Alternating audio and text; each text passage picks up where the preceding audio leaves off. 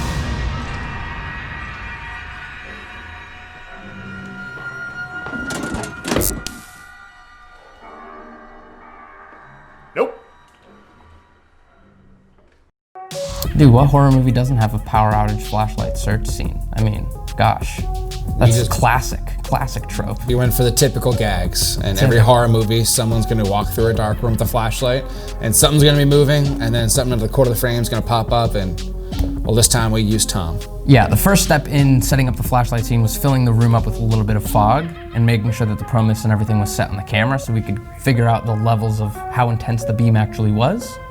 After we figured out the flashlight, it was pretty much just about getting light back onto Drew when there wasn't any other lights in the scene besides the flashlight.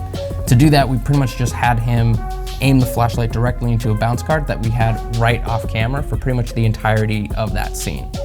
And the only other times we're using other lights, those were all the Emcees that we just used the effects panel for in the app.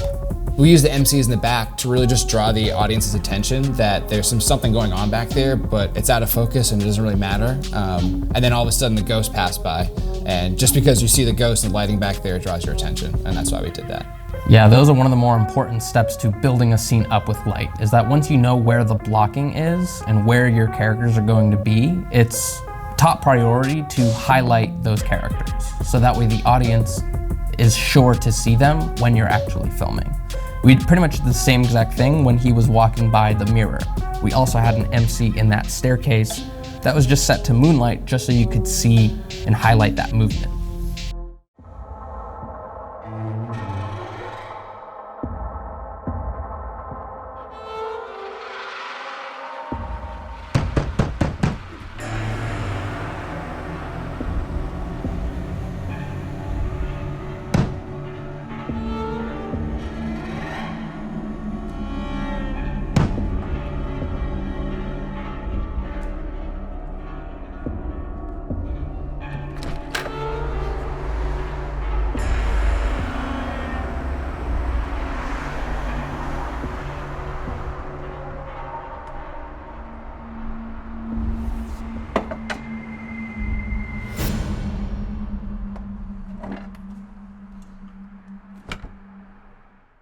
For the larger Moonlit scene, it was really the only scene that we used the larger lights for.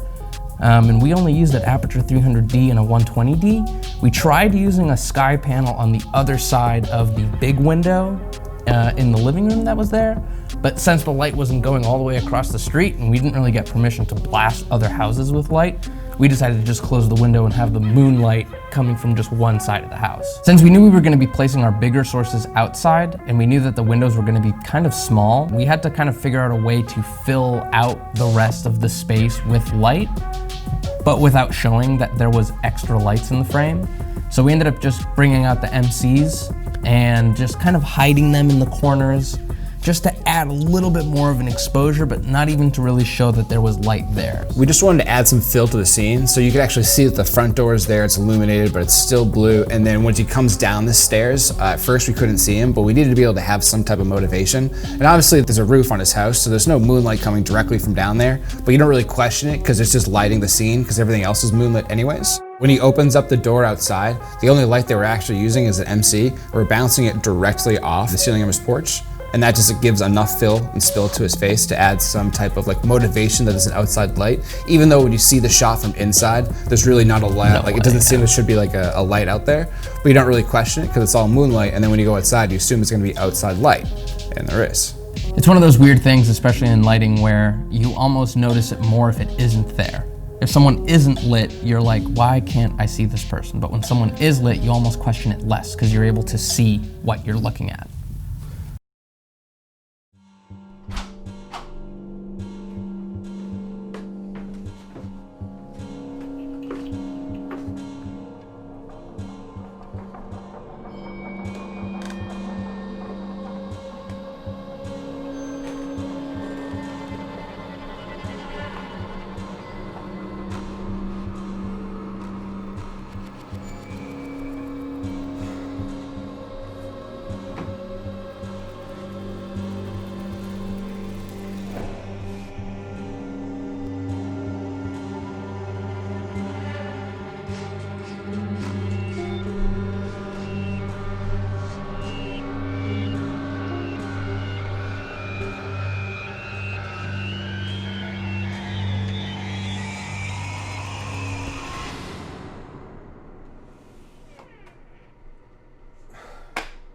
Again?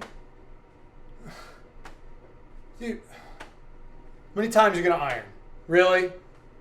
I guess there's a dress code in the Afterlife. Cool. I'll just clean up. Yeah, no, not a big deal at all. It's not like you have enough time.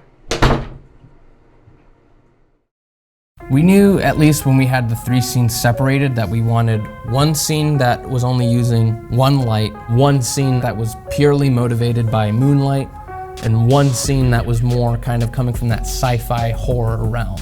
We knew for this scene that we wanted to have Drew following some sort of trail to his demise, so we think, but ends up just being a gag.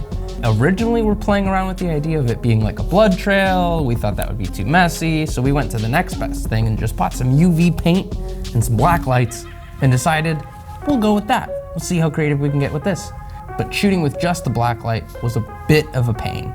The first shot, he opens the door, the light spills in, he comes down. And the second shot, once he's coming down the stairs, we hit him with way too much purple light. And you almost see the light flicker and move a little bit because the black light actually was moving. We were waving it to hit him because we want to hit him too much. We want to hit him a little bit, but we just gave him a little bit too much of a purple spill. But we learned from it, and so that way when he turns the corner, there's more motivation for the purple light.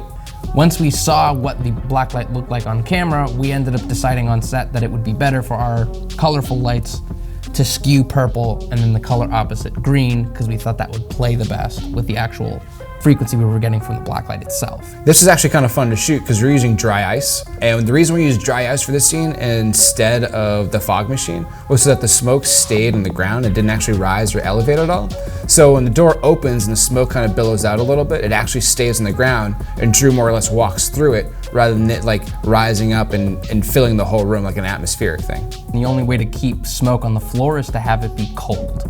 The easiest way to get cold smoke is to just throw a couple pellets of dry ice in a big bucket of water and just let it go. So when we came down to the last scene, we were doing so much that when we actually came to doing Ghost Tom, we failed to realize that he was wearing a green shirt using a green iron while we filmed on a green screen. The original plan was to use a blue screen. So that's actually one of the final things that we shot. And we were cruising, we were going so fast, and with the only two of us on set, it was something that we just kind of slipped up and forgot about. And something that like, it kills us a little bit if you look at Green Screen Tom, when he's ironing, you can see through a bit of the iron because the iron was green. So when you green screen it, that just falls right away. You know, sometimes you just eat those mistakes and pay for them with a couple of extra hours in post. We already knew that we wanted to end it a little funny, so we didn't think it was gonna kill the final product anyways. So overall, the 3 scenes are actually pretty excited with how they came out. With some of the time restraints and budget restraints, we were excited with how they were able to come together. I think the scene that I liked the most was actually the first scene.